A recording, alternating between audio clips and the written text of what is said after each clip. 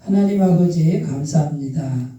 수요 예배로 모이게 하시고 주의 성호를 찬송하며 또 주의 성령을 의지하여 말씀에 은혜 받고 기도하게 하시니 감사합니다.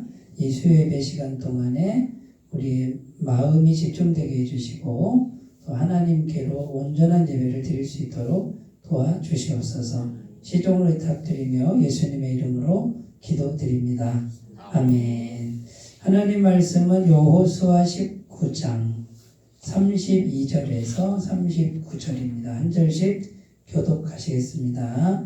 여섯째로 납달리 자손을 위하여 납달리 자손의 가족대로 제비를 뽑았으니 그들의 지역은 홀렘과 사하나님의 상수리 나무에서부터 아담이 네겝과 얌느에를 지나 낙군까지요. 그 끝은 요단이며 서쪽으로 돌아 아스롯다볼에 이르고 그곳에서부터 북곡으로 나아가 남쪽은 스불론에 이르고 서쪽은 아셀에 이르며 해 뜨는 쪽은 요단에서 유다에 이르고 그 견고한 성들은 시심과 세르와 홈납과 랍기와 길레렉과 아다마와 라마와 하솔과 게레스와 에레이와 에메사솔과 이론과 믹다렐과 호렘과 벳아낙과 벳세메스니 모두 19성읍과 그 마을들이라. 납달리 자손의 지파가 그 가족대로 받은 기업은 이 성읍들과 그 마을들이었더라. 아멘. 오늘은 납달리 지파가 받은 땅, 그 기업의 경계와 성읍들을 소개하고 있습니다. 이스라엘 12지파가 이제 땅을 분배를 받는데 그 요인물 뒤에 보면은 위에서 오른쪽 그림이 좀 보기가 편하죠? 네. 그 뒤쪽에 거기 보면 납달리 보이죠? 살색으로. 네, 납달리. 거기 이제 보면 녹색 단 보이시죠? 단. 그 다음에 거기 가운데로 쭉 내려오다 긴네렛 호수 보이죠? 쭉 내려오면 사해 보이죠? 그게 요단강이에요. 요단강이 이렇게 쭉 내려오는 거예요. 그래서 요단강 동편과 요단강 서편 이렇게 나뉘는 거예요. 그래서 요단강 동편은 무가르, 므낫세, 갓, 루벤 지파가 이미 차지했고 요단강 서편에 이제 땅을 분배받는데 납달리 지파는 북쪽 지역을 이렇게 이제 분배를 받았다 그 말이에요. 자, 다시 이제 앞으로 넘기시고 근데 이 납달리라고 하는 야곱의 12아들 중에 납달리는 라헬의 시녀 빌하의 둘째 아들입니다. 그 첫째 아들 이름은 단이에요. 단. 그러니까 이제 그 가장 첫째 부인이 레아예요. 레아. 언니 레아고 둘째 부인이 라헬이고요. 근데 첫째 부인 언니는 계속 자녀들을 낳죠. 자녀를 쭉 낳는데 라헬 동생은 자녀를 못 낳아요. 그죠? 근데 이제 야곱은 레아보다 첫째 부인보다 둘째 부인을 더 사랑했어요. 그런데 첫째 부인만 애를 낳고 둘째 부인이 애를 못 낳아요. 그러니까 이 둘째 부인이 질투심, 시기심 이런 게 생겨가지고 자기가 애를 못 낳으니까 어떻게 했어요? 자기 여종 이름이 빌하란 말이에요. 빌하를 남편에게 이제 부인으로 주고 거기서 아들을 낳아서 뭐라 그래? 이거 내 아들이라 그러잖아요. 그게 이제 첫째 아들이 단이고 둘째 아들은 납달리예요. 단은 이제 다음 주에 단 자손 하는데 단의 이름의 뜻은 억울함을 풀다. 그 다음에 납달리는 경쟁하다 이런 뜻이에요. 그러니까 라헬이 자녀들의 그 이름을 짓는 걸 보면 굉장히 과격하죠. 억울함을 풀다, 경쟁에서 이기다, 뭐 이렇게. 그러니까 라헬 성격은 야곱이 사랑한 여인이긴 하지만 굉장히 좀 시기 질투가 많고 괴팍한 성격이다 보시면 돼요. 근데 레아는 어때요? 레아는 얼굴은 안 예쁜데 성품은 좋은 거예요. 성품. 레아가 자녀 이름을 낳잖아요. 그러면 기쁨. 내 남편이 함께해서 기쁘다. 그 다음에 값을 주고 샀다. 이렇게 뭔가 자녀 이름을 지어도 예쁘게 짓는 거예요. 근데 이 라헬을 보면 억울함을 풀다, 경쟁에서 이기다, 막 이렇게 그러니까 성품에 묻어나는 거예요. 이런 게 다. 그래서 하나님은 마음 중심을 보신다고 성경에 계속 그렇게 돼 있잖아요. 그래서 성품을 보는 거예요. 성품을. 그리고 신앙 훈련은 성품을 다듬는 훈련이에요. 네, 근데 그 성품을 부드럽고 온유하게 해야 복을 받아요. 왜 그럴까요? 성령님은 부드럽고 온유한 마음에 임하셔요. 그래서 온유한 자가 뭘 받는다? 땅을 받는다. 땅은 현실적 축복도 받고 땅만 받는 게 아니라 풍부한 화평을 받는다. 그러니까 정신적인 화평도 받는다. 이렇게 돼 있어요. 그래서 우리가 이렇게 뭐 날카로운 마음, 뭐 억울함, 뭐 이런 것들은 기도를 통해서 성령의 도우심을 구해서 자꾸 푸셔야 돼요. 이렇게 풀어야 돼요. 그래서 온유한 마음, 부드러운 마음을 갖도록 하는 것이 하나님의 은혜 받고 복 받는 길이다. 이렇게 생각하셨으면 좋겠어요. 자, 네 번째 줄 보시면 항상 단과 함께 거론된다. 이렇게 돼 있어요. 그러니까 이 납달리 지파는 독립성이 좀 떨어져요. 그러니까 뭐 혼자 주도적으로 뭘 하는 지파는 아니에요. 단과 함께 거론되고 이스라엘 땅의 맨 북쪽에 위치해 있는데 대부분 갈릴리 산지다 이렇게 돼 있죠. 산지고 기복이 있는 언덕들과 경사진들로 이루어져 있다. 그러면 이걸 한마디로 환경이 어떻다는 거예요? 환경이 안 좋다는 거예요. 살기 힘들다. 여기는 그러나 산악 지형 때문에 이 험난한 산악 지형을 받았지만 그것 때문에 매우 민첩한 사람들이 되었다. 그러니까 이제 산을 막 오르락 내리락 하니까 발이 빠른 거예요. 그래서 전쟁이 일어났을 때 가나안이 아니라 가나안이에요. 가나안 왕 야빈을 무찌르는데 결정적 역할을 한 지파가 납달리 지파다. 그러면 발이 이렇게 민첩하게 된 원인이 뭐냐면 좋지 않은 환경을 받았기 때문에 좋지 않은 환경을 받은 게 꼭 나쁜 것은 아니다 이거예요. 그 다음에 이 납달리 지파는 찬양의 은사가 있어요. 찬양의 재능이 있었다고 알려집니다. 자, 야곱이 축복할 때 이렇게 축복했대요. 납달리는 노인 암사슴이라. 자, 노인 암사슴 했을 때 암사슴은 산악 지역의 사슴들이 그 왜 동물의 왕국 보셨어요? 사슴들이 그 바위 뭐 산악 이걸 막 타고 올라가는 거 보이시죠? 사자나 살쾡이가 그 사슴을 잡으려고 하면 어디로 피해요? 절벽으로 피해요. 절벽으로 피하면 뭐 깎아지른 듯한 절벽에 그 사슴이 딱 버티고 있잖아요. 그러면 막 표범이나 살쾡이가 잡아먹으려고 하다가 그냥 아래로 떨어지고 그래요. 못 잡아먹더라고요. 그 정도로 이 암사슴은 발이 산악지형에 용이하게 되어 있다 그런 뜻이고 아름다운 소리를 바라는다 이거는 찬양을 잘한다 이렇게 이제 예언을 했는데 그대로 성취가 됐습니다. 자 그러면 이제 납달리 지파가 대충 이제 이런 지파인데 그러면 여기에 담겨 있는 영적인 의미가 뭐냐? 환경이 너무 안 좋아요. 그런데 환경이 안 좋다고 했을 때 은혜가 없냐? 은혜는 충분하다. 그러니까 첫 번째 뭐라고 돼 있어요?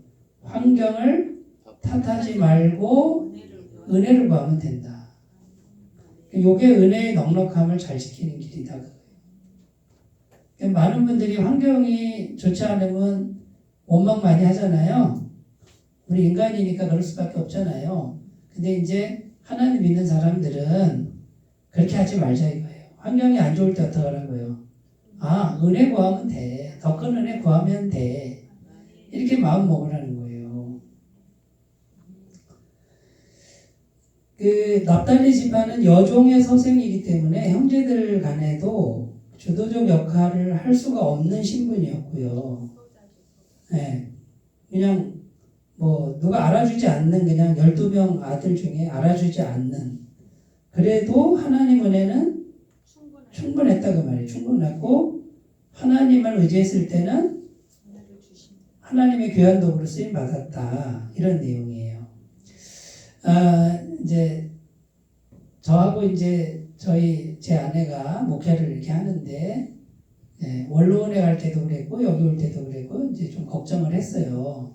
우리 아내가 그래요. 나는 밥도 할 줄 모르고 음식도 못하고 피아노도 못 치고 할 줄 아는 게 없는데 이렇게 작은 교회 가서 사모가 다 해야 되는데 할 줄 아는 게 없다고 걱정을 해요.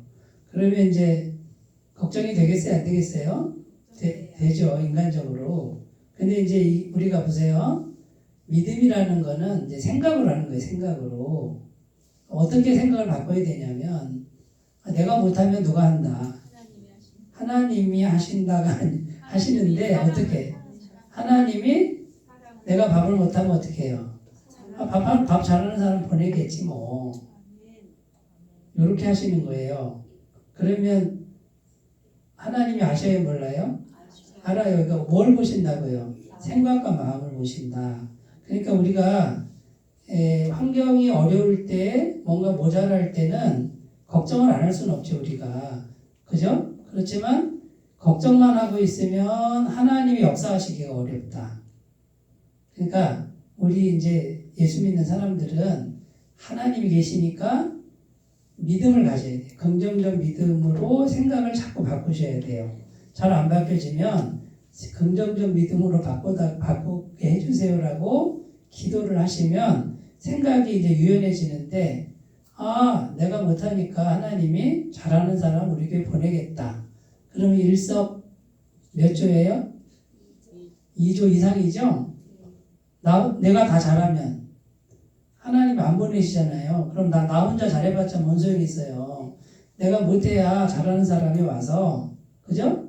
그 사람이 그러면 나 혼자 있는 게 나아요? 다른 사람이 와서 같이 하는 게 나아요? 자, 그러면 이제 잘하는 사람이 왔는데 이분이 솜씨 자랑을 하려면 나만 먹는 게 좋아요? 다른 사람들 많이 와서 먹는 게 좋아요? 그러니까 이렇게 생각을 자꾸 바꾸셔야 돼요.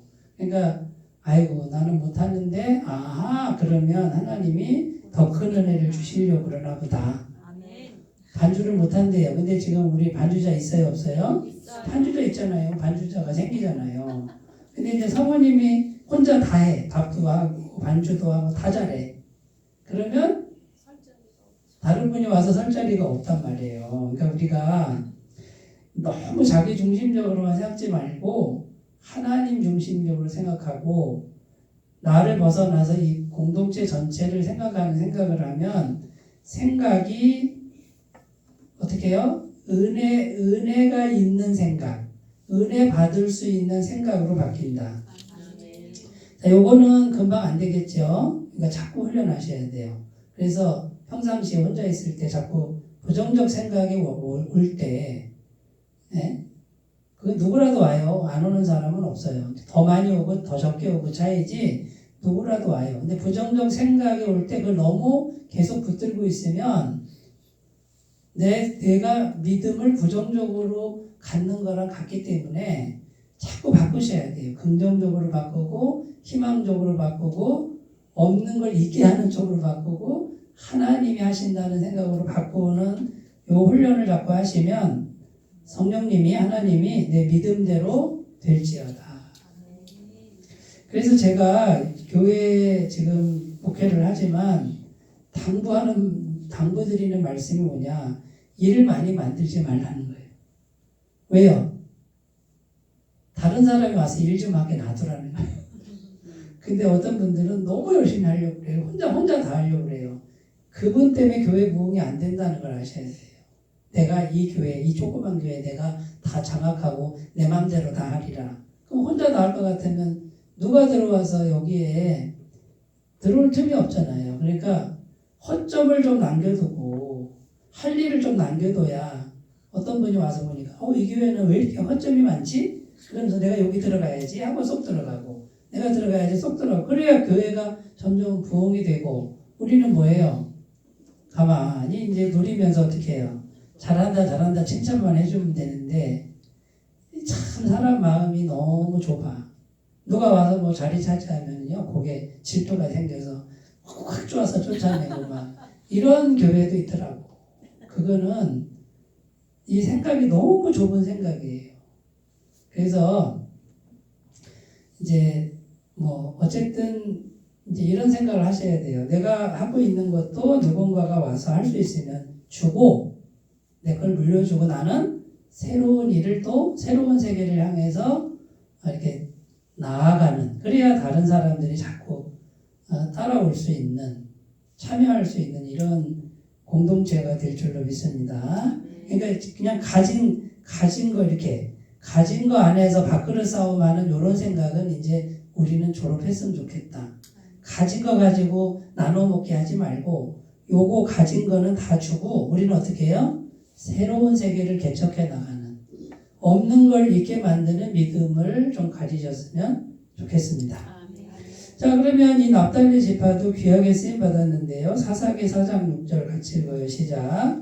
드보라가 사람을 보내어 아비노함의 아들 바락을 납달리 게데스에서 불러다가 그에게 이르되 이스라엘의 하나님 여호와께서 이같이 명령하지 아니하셨느냐.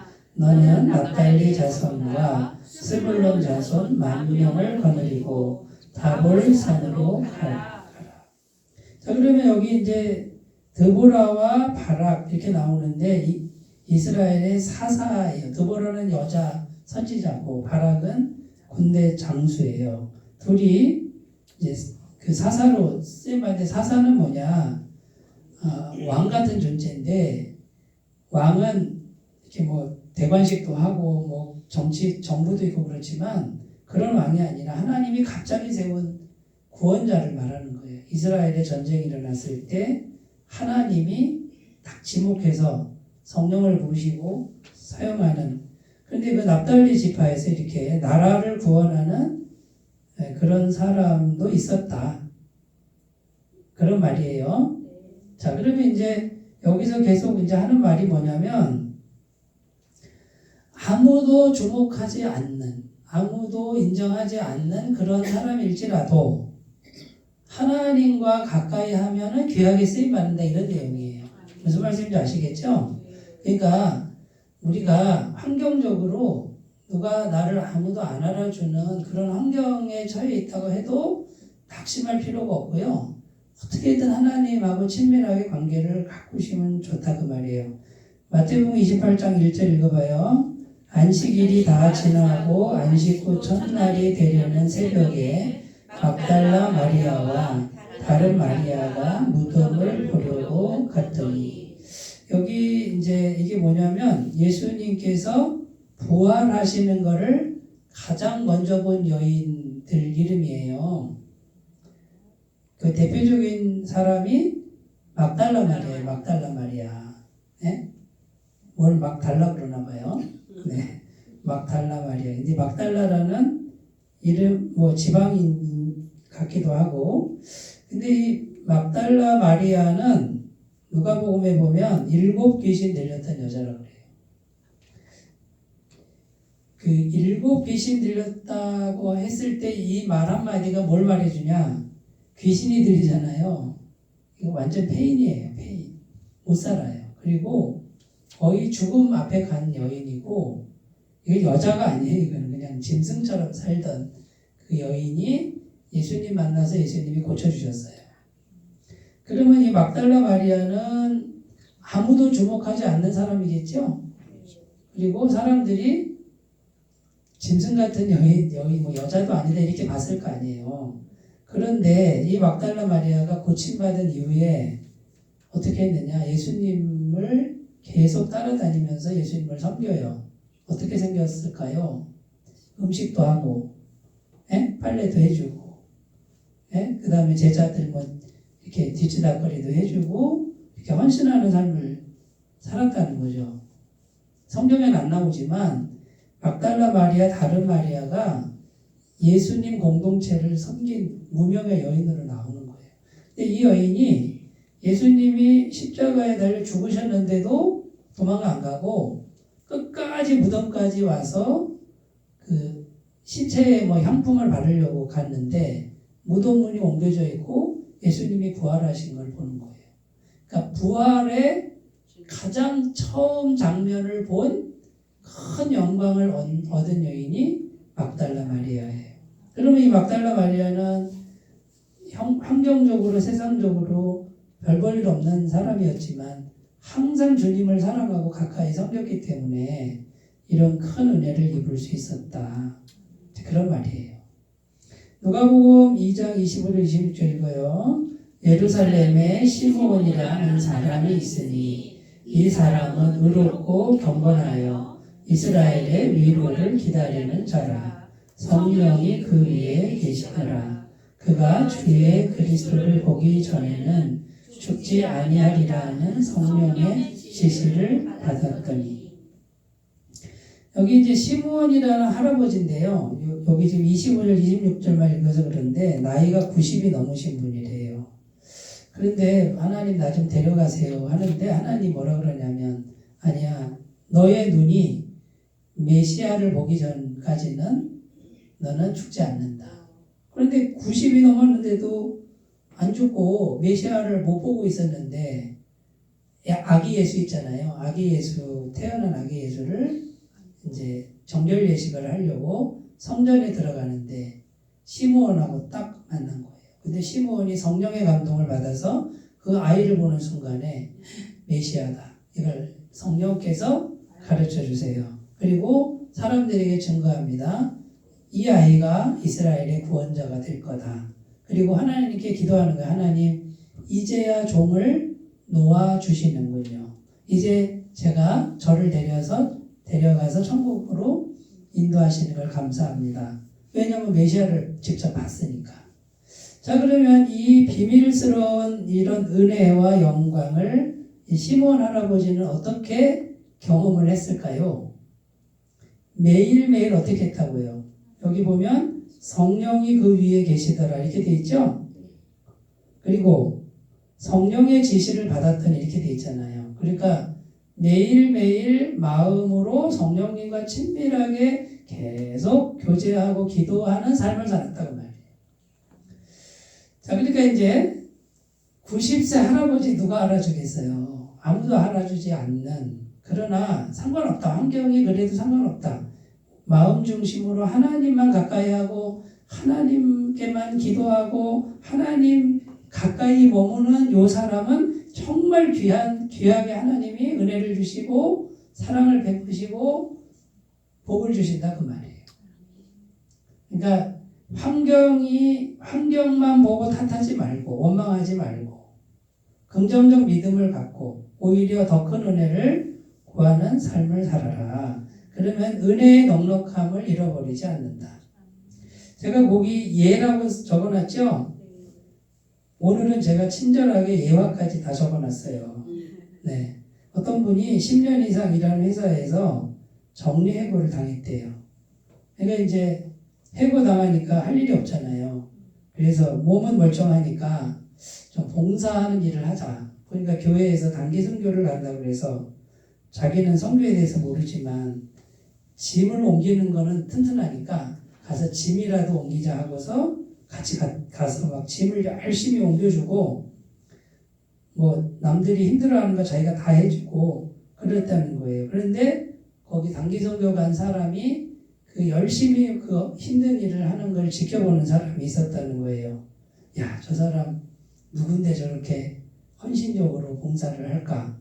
그랬더니 10년 이상 회사에서 다니다가 해고당하고 지금 실업자라 그러네. 근데 어떤 회사 참 좋은 회사였는데 그래? 저런 사람이면 훌륭한 사람이야. 그래서 자기 형이 사장으로 있는 회사에 소개를 해줘가지고 갑자기 임원으로 갔다 그 말이에요. 오늘은 별로 감동도 안 받으시고 그러니까 여기서 이제 10년 동안 일하는 회사에서 정리해고 당하면 원망하기 쉽죠? 내가 회사에서 내가 어떻게 일을 했는데 나한테 이런 푸대접을 할 수가 있어 그러고 그죠? 하나님 믿어봤더니 별거 없네 뭐 좋은 일이 생기기는커녕 회사에서 쫓겨나고 이거 뭐 이렇게 막 원망했을 거 아니에요. 그렇지 않았다 거예요. 그렇지 않고 그때도 환경이 내 뜻대로 안 될 때도 어떻게 해요? 하나님 가까이 하고 하나님의 일을 하고 내가 할 수 있는 일을 찾아서 했더니 더 좋은 곳으로 옮겨주셨다. 은혜가 돼요 안 돼요? 오늘은 상당히 다들 얌전하시네. 자, 두 번째로 가보겠습니다. 근데 은혜의 넉넉함은 이렇게 지키는데 우리가 은혜를 잃어버릴 때가 있다. 그 두 가지를 제가 적어놨는데 하나는 두 번째 보면 은혜의 무덤 뭐라고요? 세상과의 섞임이다. 그거예요. 아니 우리가 세상 속에서 사는데 어떻게 세상과 안 섞이지? 이게 무슨 말이지? 잘 들어보세요. 자, 거기 이제 이스라엘 땅 분배를 받았지만 여전히 가나안 족속이 있었다는 거죠. 근데 오늘날로 말하면 세상이에요, 세상. 세상 풍조, 세상 문화, 세상 가치관. 그거랑 섞이면 은혜가 막혀요. 영이 막혀요. 잘 들어보세요. 이 납달리 지파는 여호수아라고 하는 지도자 밑에 있을 때는 빛을 발해요. 근데 여호수아는 어떤 사람이냐? 신앙이 확실한 사람이에요. 이분이. 그러니까 오로지 목숨 걸고 하나님만 섬기는 사람 밑에 있을 때 납달리 지파는 같이 빛을 발하는데 이제 너 독립해라, 너 혼자 해라 하고 땅을 딱 떼주니까 이 납달리 지파는 자기 신앙을 못 지켜요. 그냥 이렇게 섞여버리는데 자 보세요. 신앙이 섞인다. 어디가 섞인다는 거예요? 마음이 섞이는 거예요. 마음. 자 우리가 몸이 세상에 있잖아요. 세상 속에 있으니까 우리 이 육체 이 존재는 세상과 같이 있는 거잖아요. 그런데 뭐 세상에서 살 때 밥도 먹어야 되고 돈도 벌어야 되고 그죠? 명예도 좀 있어야 되고 다 필요한 거지 뭐. 그러면 섞여 있는 거 아닌가?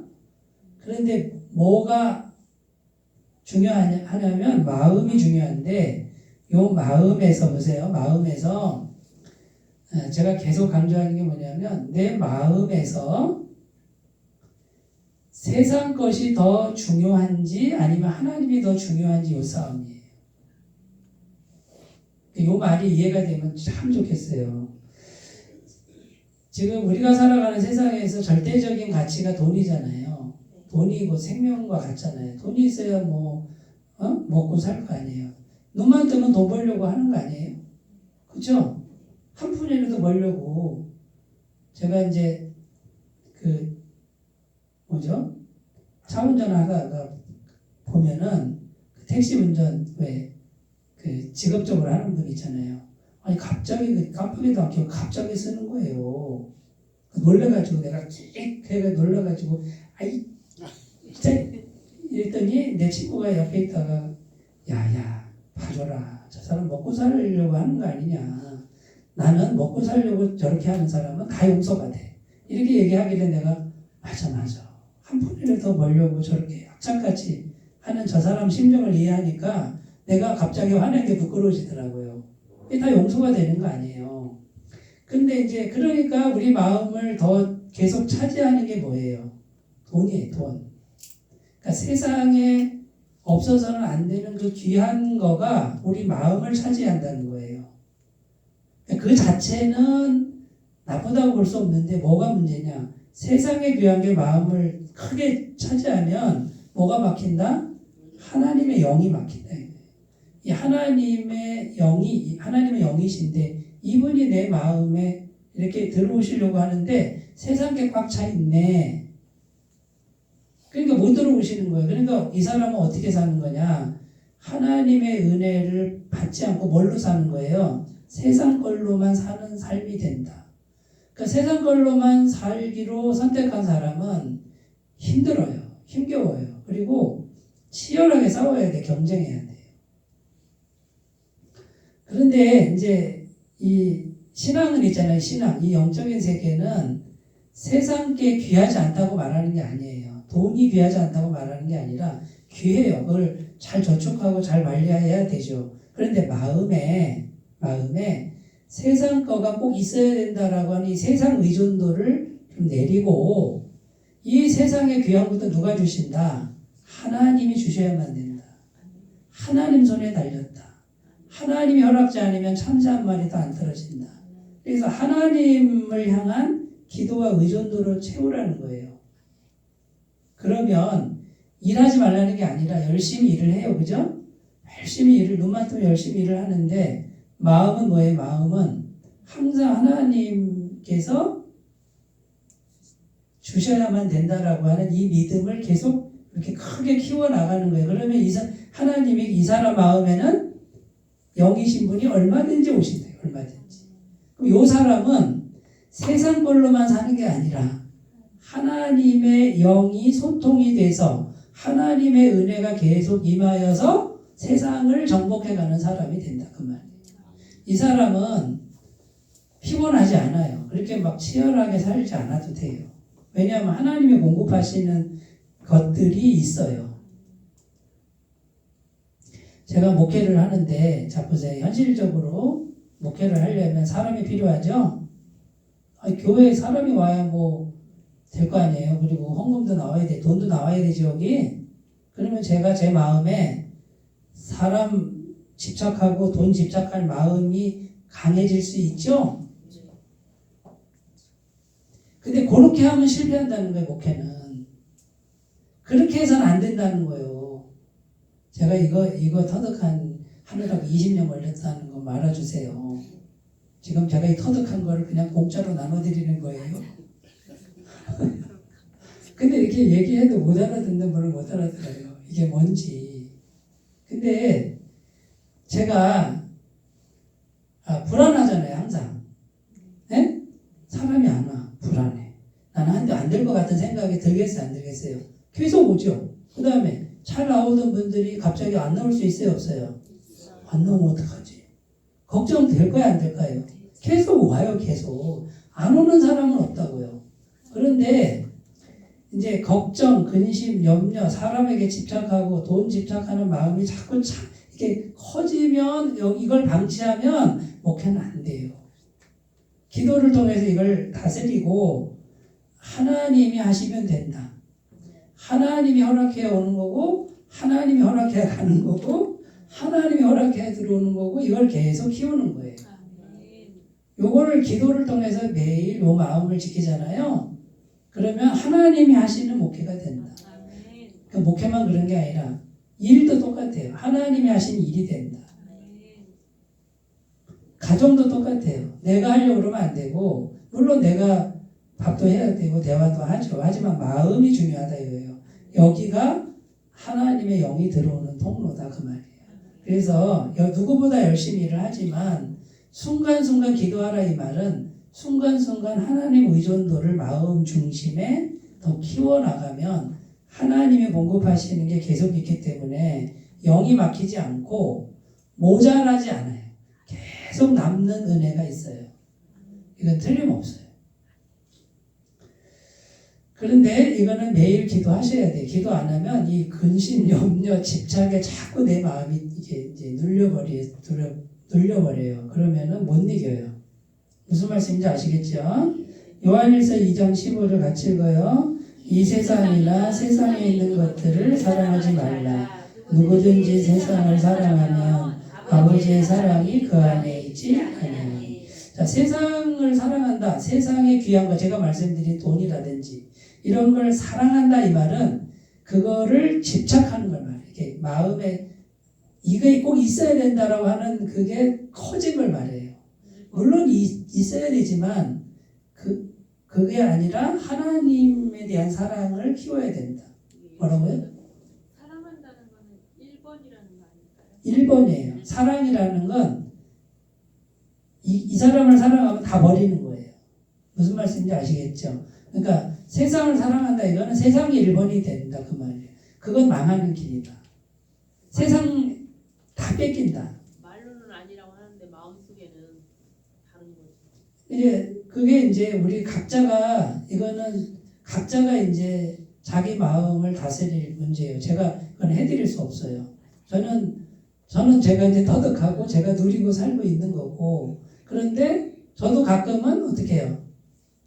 이렇게 넘어질 때가 있죠. 인간이니까. 각자가 이거는 자기가 자기 양심을 자꾸 들여다보면서 이제 이걸 습관이 되도록 해야 돼요. 출애굽기 20장 3절 4절 너는 나 외에는 다른 신들을 내게 두지 말라. 너를 위하여 새긴 우상을 만들지 말고 또 위로 하늘에 있는 것이나 아래로 땅에 있는 것이나 땅 아래 물속에 있는 것에 어떤 형상도 만들지 말라. 자, 우상 숭배가 여기는 무슨 뭐 이렇게 나무로 상을 만드는 뭐 보이는 상을 만드는 거지만 현대적 우상은 뭐냐? 보이지 않는 거예요. 탐심이 우상 숭배다 이렇게 돼 있어요. 그러니까 돈에 대한 탐심, 집착하는 거. 지금 제가 계속 말씀드리는 거예요. 그래서 하나님과 견주어 내 마음속에 하나님 크기로 돼 있는 어떤 거. 그게 돈이든 그게 배우자든 자식이든 네? 귀한 보석이든 하나님하고 비슷하게 놓는 건 다 우상이 돼버리는데 이제 참 안타까운 건요. 하나님과 비슷하게 놓는 그 모든 거는 시간이 지나잖아요. 그러면 다 저주가 돼요. 자녀를 너무 집착하잖아요. 자녀 사랑이 너무 집착하는 분들 보면 그 가정에 자녀 때문에 엄청나게 고통당합니다. 그런데 그 자녀를 못 놔요. 집안 다 말아먹어도 야단도 안 치고 네? 이걸 못 놔요. 왜냐하면 자식이 우상이 되어버렸다. 그 말이에요. 틀림없이 하나님과 견주는 그것이 속을 새겨요. 돈이 우상이 된 분들은 돈 때문에 가정 다 파탄나요. 그러니까 하나님이 우선이고 다 하나님 안에 복종시키는 이 믿음이 필요해요. 쉽지 않아요. 시편 23편 1절 2절 시작. 여호와는 나의 목자시니 내게 부족함이 없으리로다. 그가 나를 푸른 풀밭에 누이시며 쉴 만한 물가로 인도하시는도다. 자, 여호와가 나의 목자 이렇게 돼 있잖아요. 어떻게 하나님을 나의 목자로 삼는 거예요? 마음에서 삼아야지. 마음에서 이분이 절대적인 분이 돼야지. 그러면 부족함이 있다 없다? 없다고 돼 있잖아요. 그리고 푸른 풀밭에 누이시고 쉴 만한 물가로 넉넉하게. 이거는 틀림없는 사실이에요. 부족하지 않아요. 자, 그 다음 은혜의 무덤 또 하나가 있는데 이제 같은 맥락이에요. 마음의 주도권 상실이에요. 자, 그러면 우리 마음을 차지하고자 하는 것이 세상만 있는 게 아니고 죄의 세력, 모든 종류의 죄의 세력이 있어요. 죄의 세력 중에 뭐가 있을까요? 정욕이 있고, 그 다음에요. 시기 질투가 있고, 비교의식이 있고, 그 다음에 정말 양보가 안 되는 게 뭐냐면 자존심이에요. 자존심. 자, 자존심 이런 것들이 전부 죄에서 올라오는 거예요. 죄가 없는 세상에 자존심은 없어요. 천국엔 자존심이 없어요. 예수님 십자가에 처참하게 죽으실 때 자존심 내세우시던가요? 하나님 아버지 내가 명색이 그래도 하나님 아들인데 이렇게 빨개벗겨가지고 피투성이가 돼서 나를 죽여야 되겠습니까? 이게 자존심이잖아요. 예수님은 자존심이 제로예요. 제로. 하나님 앞에서. 근데 우리가 내가 누군데 내가 어떻게 했는데 나를 어떻게 이게 전부 자존심이에요. 근데 이게 죄라는 걸 사람들이 잘 모르더라고요. 섭섭하기 그러잖아요. 그거 자존심이에요. 그게 다 죄의 뿌리에서 올라오는 거예요. 주님의 뜻이면 죽기까지 복종하는 게 그게 이제 성령 충만인데 이걸 막 이게 구분이 안 되는 분들이 너무 많아. 자, 우리가 마음을 자꾸 이렇게 지배하는 것. 그 다음 또 뭐가 있냐면 상처받은 거 있죠? 용서하고 싶지 않은 마음. 나는 다 용서해도 저 인간은 용서 못해. 이런 마음. 이게 전부 뭐냐면 마음의 주도권을 내준 거예요. 누구에게? 상처에게 내준 거고 미움에게 내준 거예요. 쉬운 문제는 아닙니다만 이 마음의 주도권이 뺏기잖아요. 그러면 영이 막혀요. 나만 손해야. 저 사람은 손해 안 봐. 내가 막혔으니까 나만 은혜를 못 받아요.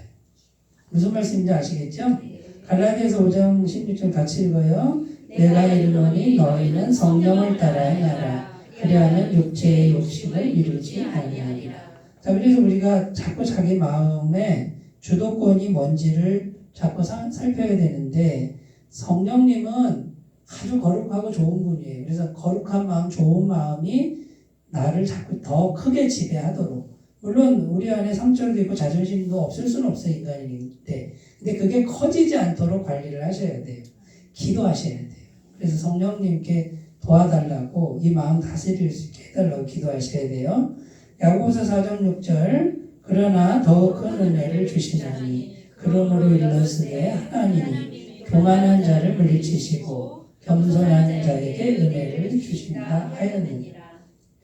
자, 교만과 겸손이 나오는데 우리 조심해야 될 게 교만이에요. 자, 교만의 정체가 뭐냐면 내가 누군데 내가 했다 이거예요. 나. 자, 마음을 어떻게 먹어야 되냐면 항상 나의 나된 것은 주님의 은혜입니다. 주님이 은혜 주셔서 다 제가 여기까지 왔습니다. 이 마음을 항상 겸손하게 가졌으면 좋겠습니다. 근데 이게 참 쉽지 않아요. 목사님들 중에 교회가 작아서 막 크게 막 몇천 명 되잖아요. 그럼 그때부터 목사님들이 교만해져요. 내가 이 교회를 다 읽었다. 막 이래요. 벌써 그 교만이 들어간 거예요. 그래서 말년에 타락하는 분이 많아요.